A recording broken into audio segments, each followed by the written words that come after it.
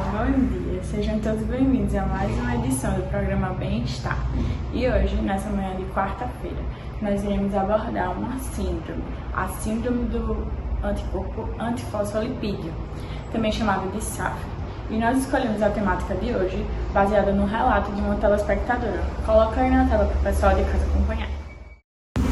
Então, a Letícia Barbosa falou o seguinte: estou grávida de 4 meses, mas já perdi 3 bebês antes. Tive trombose nas pernas, um AVC, manchas na pele e pressão alta.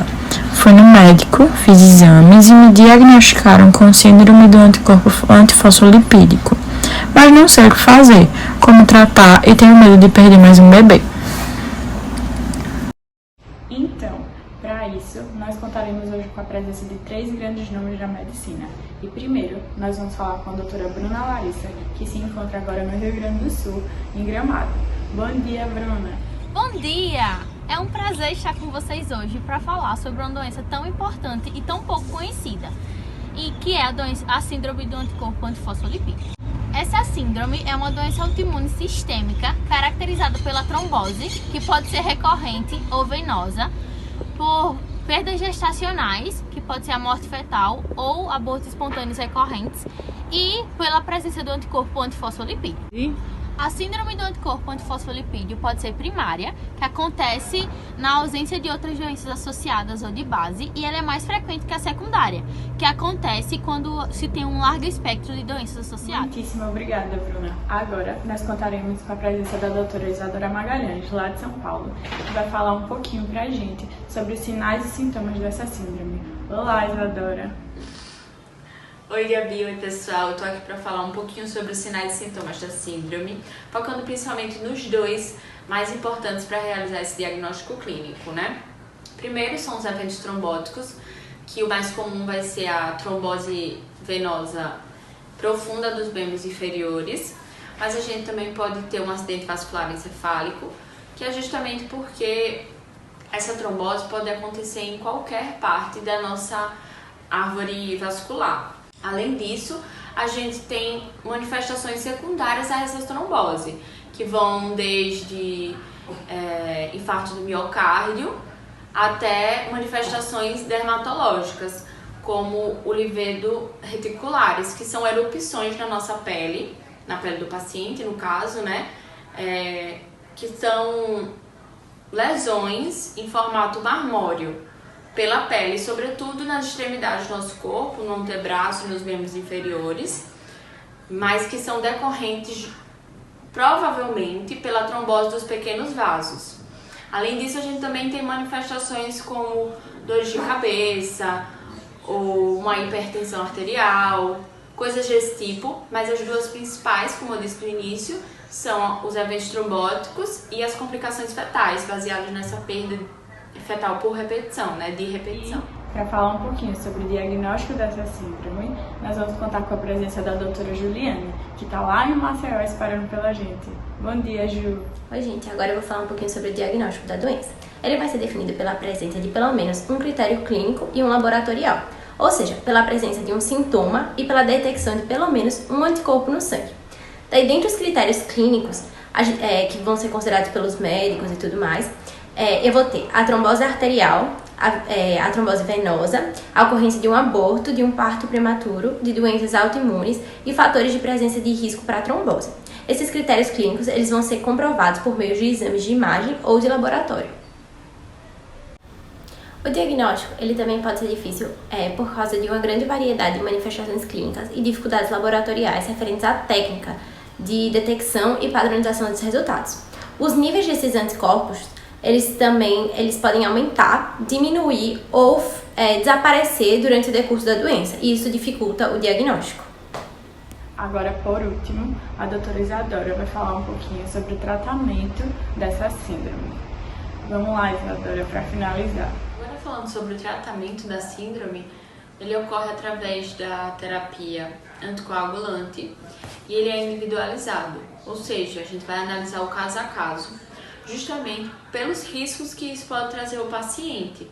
Então, critérios como idade do paciente, local onde ocorreu essa trombose, nível dos anticorpos, né, o tipo do anticorpo, tem que ser avaliado para determinar um tratamento mais eficaz e mais individualizado, como eu falei. Um ponto que a gente tem que entender é que é consenso de que para a trombose, tanto venosa quanto arterial, o uso de anticoagulante é necessário. O que a gente vai definir é o alvo terapêutico, que aí ocorre através de um exame de coagulação. Agora eu vou selecionar 3 perguntas feitas pelos nossos internautas e daí outro internauta vai poder responder. Basta levantar a mão.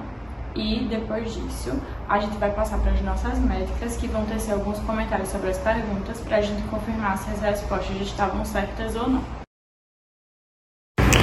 Bom, a primeira pergunta foi feita pela nossa telespectadora Gabriela e ela pediu para citar um tipo de anticorpo antifosfolípide. Anticorpos antifosfolipídicos são anticardiolipina, anti-beta-2 glicoproteína 1 e lúpus anticoagulante. Esses anticorpos eles são marcadores laboratoriais, são critérios laboratoriais que vão auxiliar nos critérios clínicos. A segunda pergunta foi feita pela nossa telespectadora chamada Cristiane e ela perguntou assim: quem tem SAF, que é a síndrome do anticorpo antifosfolipídio, pode fazer cirurgia? Então, gente, só a presença do anticorpo, ela não vai conferir o diagnóstico da síndrome antifosfolipídica. Mas se o paciente ele apresentar os anticorpos, principalmente em altos títulos, e tendo um risco maior de apresentar evento trombótico, pode sim ser submetido à cirurgia eletiva, mas ela deve ser feita com uma profilaxia antitrombótica. Como critério laboratorial, a gente vai ter o anticorpo anticardiolipina com IgM ou IgG em 2 ou mais ocasiões com intervalo de no mínimo 6 semanas. O teste ele deve ser ELISA padronizado, então todos devem ser ELISA. E o segundo anticorpo possível é o anticorpo anticoagulante lúpico, que vai estar presente no plasma. Ele vai ser detectado de acordo com as recomendações da Sociedade Internacional de Trombose e Homeostasia, e esses anticorpos eles devem ser avaliados em 2 momentos diferentes, com intervalo de no mínimo 2 meses entre eles. E a terceira pergunta foi feita pela Cíntia e ela colocou assim: deixa eu ver se entendi. Então, os sintomas mais marcantes encontrados na síndrome do anticorpo antifosfolípide seriam os episódios trombóticos e as complicações fetais, como perdas fetais por repetição? O segundo sintoma são as complicações fetais, sobretudo a perda fetal de repetição, né? Que aí vai ser em decorrência dessas altas concentrações dos anticorpos anticardiolipina, que vão inibir a ação de um hormônio produzido pela placenta, que é a gonadotrofina cariônica. E também a gente vai ter os anticorpos antifosfolipide, que vão interferir com um anticoagulante natural, que vai ser a proteína placentária anticoagulante.